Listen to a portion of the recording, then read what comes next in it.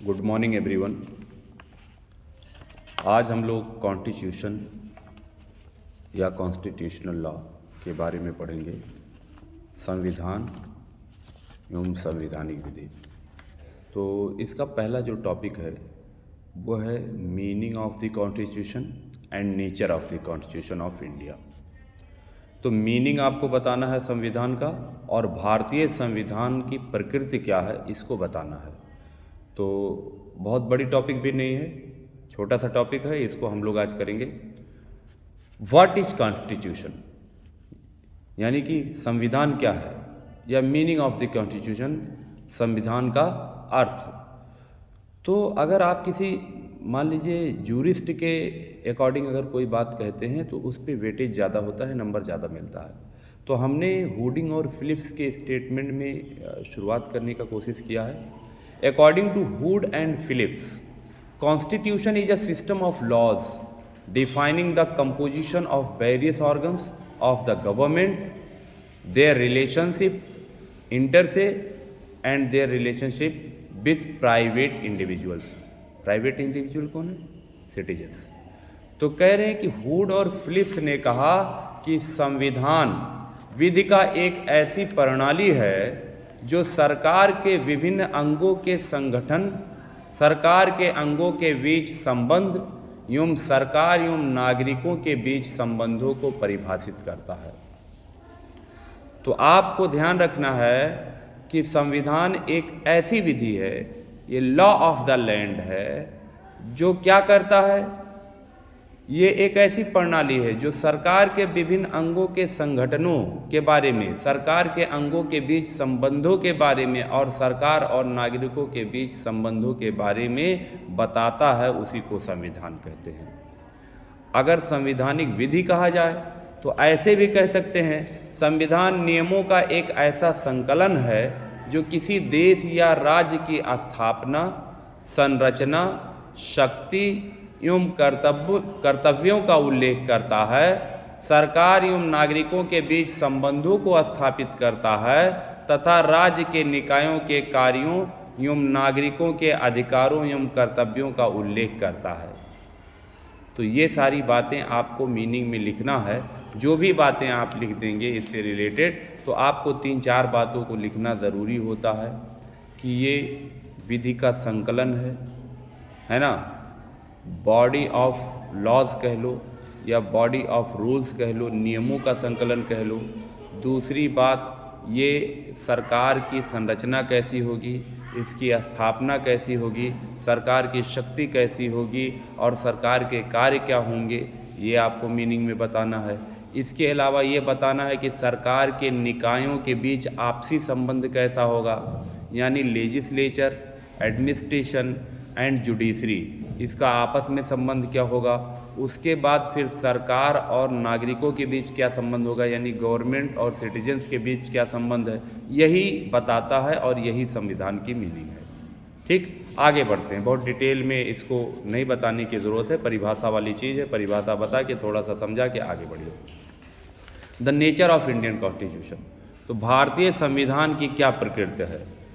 तो आप लोग को बताते चले कि जो भी संविधान होता है जनरली, सामान्यतः वो 2 तरह के संविधान होते हैं, या तो यूनिटरी कॉन्स्टिट्यूशन होता है या फेडरल कॉन्स्टिट्यूशन होता है, या तो एकात्मक संविधान होता है या संघात्मक संविधान होता है।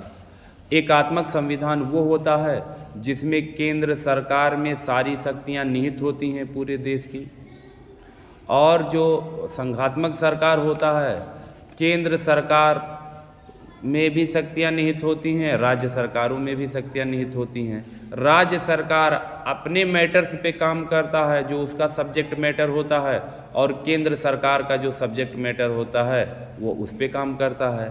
तो संघात्मक सरकार में स्टेट भी स्वतंत्र होता है काम करने के लिए, और सेंट्रल गवर्नमेंट भी स्वतंत्र होता है काम करने के लिए। लेकिन यूनिटरी कॉन्स्टिट्यूशन में ये व्यवस्था होती है कि जो कुछ भी व्यवस्थाएं, जो कुछ कार्य हैं, वो सारी चीज़ें, सारे पावर सब सेंट्रल गवर्नमेंट के हाथ में होती हैं। तो हमारा संविधान जो है वो जो फेडरल कॉन्स्टिट्यूशन है, संघात्मक संविधान है ना। तो अब हम थोड़ा सा लाइनों को पढ़ेंगे और उसको आप लोग एज इट इज़ याद भी कर लेंगे तो सो बेटर होगा। Generally constitution is divided into two parts, unitary constitution and federal constitution. सामान्यतः संविधान को दो भागों में वर्गीकृत किया गया है, एकात्मक संविधान एवं संघात्मक संविधान। In a unitary constitution the powers of the government are centralised in one government, that is central government. एकात्मक संविधान में सारी शक्तियां केंद्र सरकार में निहित होती हैं, जबकि संघात्मक संविधान में केंद्र सरकार एवं राज्य सरकार दोनों में शक्तियों का विभाजन होता है।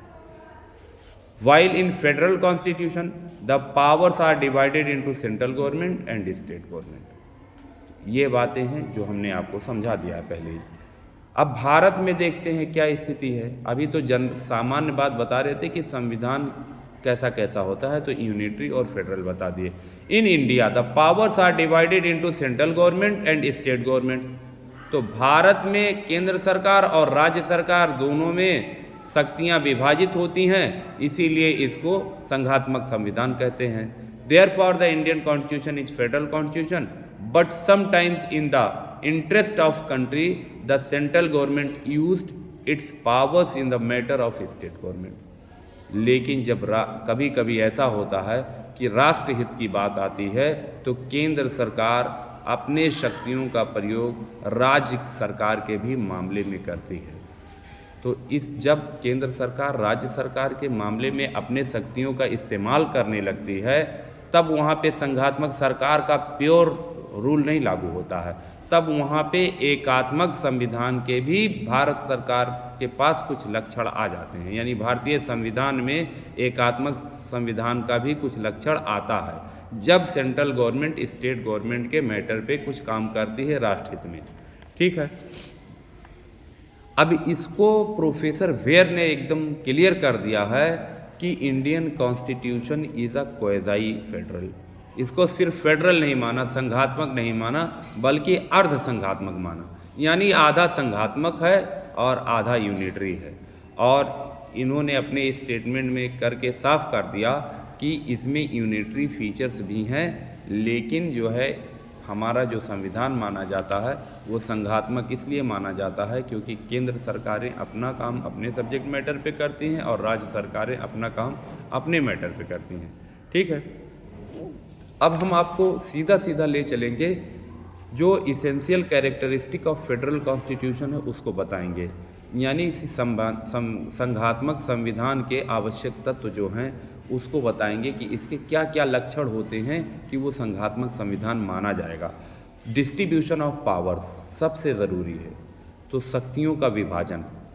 अब केंद्र सरकार और राज्य सरकार के बीच अगर शक्तियों का विभाजन है तो वो संघात्मक संविधान माना जाएगा। उसके बाद सुप्रीमेसी ऑफ द कॉन्स्टिट्यूशन, संविधान की सर्वोपरिता, यानी संविधान को सर्वोपरि मानेंगे, उसके ऊपर किसी चीज़ को नहीं मानेंगे, यानी संविधान से ही देश चलेगा और संविधान के अकॉर्डिंग ही चलेगा। ये फेडरल कॉन्स्टिट्यूशन की एक प्रमुख तत्व है, साइलेंट फीचर है ना।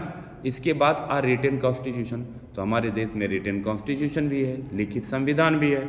उसके बाद है रिजिडिटी, रिजिडिटी है जटिलता।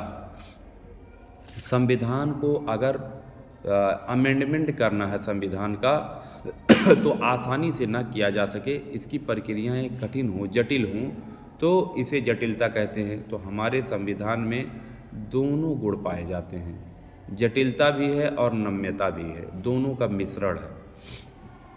इसीलिए इसको कहते हैं flexibility of rigidity, mixture of rigidity and flexibility, जटिलता और नम्यता दोनों का मिश्रण। तो कभी भी आप जाने रहिए, इसलिए कहा जाता है क्योंकि हमारी प्रक्रियाएं तो जटिल हैं, लेकिन सैकड़ों से ज़्यादा अमेंडमेंट हो गए हैं। इसका ये दलील है कि ये नम्य भी है, यानी जटिलता के साथ नम्यता भी है। ज़रूरत पड़ने पे इसमें अमेंड किया जा सकता है, आसानी से तो नहीं होता है, इसकी प्रक्रियाएं अपनाई जाती हैं, लेकिन इतने सारे अमेंडमेंट होने के बाद ये कहा जा सकता है कि जटिलता के साथ नम्यता भी हमारे संविधान में है। और एक है अथॉरिटी ऑफ कोर्ट्स, तो कोर्ट्स की अथॉरिटी बहुत ज़रूरी है, वो भी हमारे देश में है, जो स्वतंत्र न्यायपालिका अपना कार्य करती है। तो स्वतंत्र न्यायपालिका का भी है प्रोविज़न। इसलिए कहा जा सकता है कि हमारे देश का संविधान कैसा है, संघात्मक संविधान है, फेडरल कॉन्स्टिट्यूशन है। अब कुछ फीचर्स यूनिटरी हैं तो उसको भी बता दे रहे हैं कि क्या क्या फीचर्स यूनिटरी हैं। Apart from these Indian constitution have some features of unitary constitution. इसके अलावा भारतीय संविधान में कुछ एकात्मक संविधान के भी तत्व मौजूद हैं। अब वो कौन कौन से तत्व हैं?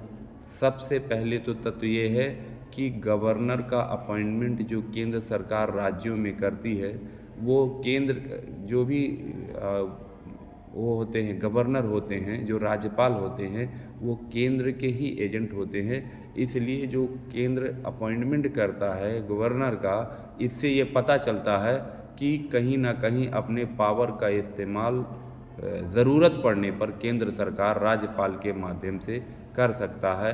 यानी कि अगर केंद्र सरकार को ज़रूरत पड़ी, कोई इमरजेंसी आ गई, उस टाइम राज्यपाल अपने सिस्टम को अपने हाथ में लेकर के और चलाने लगता है। तो क्या हो गया है? अपॉइंटमेंट ऑफ गवर्नर्स, राज्यपाल की नियुक्ति। अगर राज्यपाल की नियुक्तियां हैं तो ये माना जाएगा कि प्योर फेडरल कॉन्स्टिट्यूशन इंडिया का नहीं है, बल्कि इसमें कुछ यूनिटरी फीचर्स भी हैं। इसके अलावा parliament's power to legislate in the national interest, राष्ट्र हित में केंद्र सरकार का कानून बनाने की शक्ति या संसद की कानून बनाने की शक्ति। तो संसद को राष्ट्रहित में राज्य के मामले में कानून बनाने की जो शक्ति है दी गई है हमारे संविधान में, ये भी एकात्मकता को दर्शाता है। इसीलिए अभी आगे बताएंगे कि प्रोफेसर वेयर ने इसको और जेनिंग्स ने कहा कि ये जो है क्या है यूनिटरी के साथ साथ ये फेडरल है, यानी अर्ध संघात्मक है, क्वेज़ाई फेडरल है। और parliament's power to form new states and alter boundaries and names of existing states.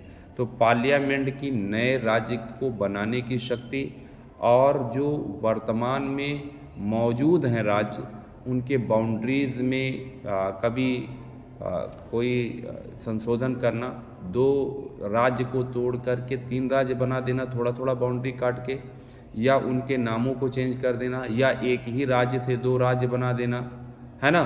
तो इस तरह से जैसे पंजाब राज्य को हरियाणा और पंजाब में डिवाइड कर दिया गया, 2 राज्य बना, और उसका जो एक यूनियन टेरिटरी है, वहाँ पे यूनियन टेरिटरी चंडीगढ़ को दोनों स्टेट यूज़ करते हैं। पहले चंडीगढ़ हरियाणा पंजाब एक ही हुआ करता था, अब 2 राज्य बन गए, पंजाब और हरियाणा। उसके अलावा एक यूनियन टेरिटरी भी अलग हो गया। तो इस तरीके से आप लोग जानिए कि ऐसे कई सारे राज्य डिवाइड हुए हैं। जैसे यूपी और उत्तराखंड पहले दोनों एक ही थे, बाद में डिवाइड होकर के जब बाउंड्री ज़्यादा होती है, सरकार को लगता है कि बड़ी बाउंड्रीज है, शासन प्रशासन करने में थोड़ा सा आसानी होगा, तो और छोटा राज्य कर देते हैं। तो ये पावर किसके पास है? सेंट्रल गवर्नमेंट के पास है। तो ये इस पावर की वजह से भी कहा जा सकता है कि हमारे संविधान में यूनिटरी फीचर्स भी हैं। और उसके अलावा इमरजेंसी प्रोविज़न, जैसे इमरजेंसी लागू हुई तो इमरजेंसी में राष्ट्रहित की बात आती है। कोई आपात स्थिति आ गई तो सेंट्रल गवर्नमेंट उस पर काम करने लगती है। तो जब सेंट्रल गवर्नमेंट उस पर काम करने लगती है, स्टेट गवर्नमेंट का उसमें रोल नहीं रह जाता है, तब कहा जा सकता है कि इसमें यूनिटरी फीचर है। इसीलिए कहा गया है, प्रोफेसर भेर ने कहा है कि हमारा जो संविधान है वो क्वेज़ाई फेडरल है, अर्ध संघात्मक है, ना कि पूर्ण संघात्मक है। तो उन्हीं के शब्दों में हम पढ़ दे रहे हैं कि the constitution establishes a system of government which almost quasi federal. Bharat का संविधान एक ऐसे सरकार को स्थापित करता है जो अर्ध संघात्मक है। इसके आगे क्वेज़ाई प्रोफेसर वेयर क्या कहते हैं, इसको क्लियर करते हैं। कहते हैं a unitary state with subsidiary federal features rather than a federal state with subsidiary unitary features.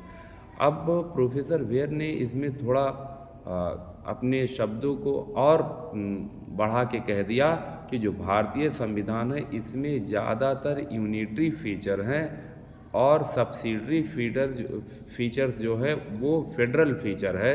और ना कि जो मेन फीचर है वो फेडरल है और सब्सिडरी यूनिटरी है। तो इन्होंने थोड़ा और बढ़ा के कह दिया है। उसके बाद जो है जेनिंग्स ने इसके कैरेक्टरिस्टिक्स को बताया है कि it is a federalism with a strong centralising tendency. Jennings कहते हैं कि ये संघीय है, भारत का संविधान कहता है संघीय है, लेकिन इसकी प्रवृत्ति एकात्मकता का ज़्यादा दिखता है। तो इन दोनों लोगों ने ये क्लियर कर दिया कि हमारे देश का जो संविधान है वो क्वाज़ी फेडरल है, अर्ध संघीय है।